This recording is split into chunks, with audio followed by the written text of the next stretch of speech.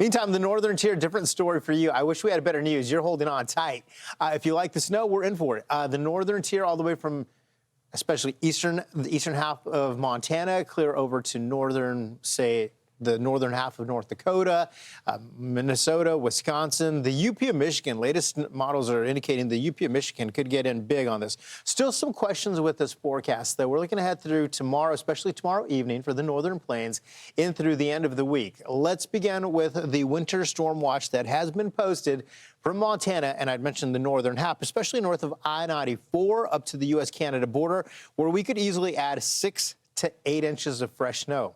We're not done with snow just yet, right? And right in through here, like Grand Marais, over through the Arrowhead and in through the UP of Michigan, some of those totals could be very impressive as well.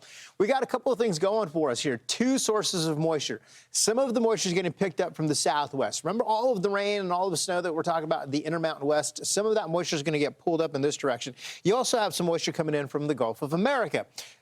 Good amount of moisture to work with, and cold air from the north. Now, the question is, where does this track the storm itself, and how far north does the warmer air make it? Because that warmer air noses up over that cold, dense air that's right at the surface and gives us a wintry mix. That would be a mess, especially along Interstate 94. I-90 probably going to be all rain at that. Well, some snow and then to rain.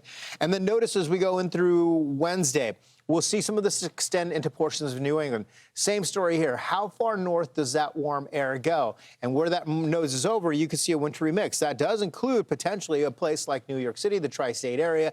And then, Stephen, we look ahead through Wednesday. We're not done just yet. We have a wintry mix potentially back in the mix. I wish we had better news, but I think the bigger snowfall totals are going to be for the northern tier and New England.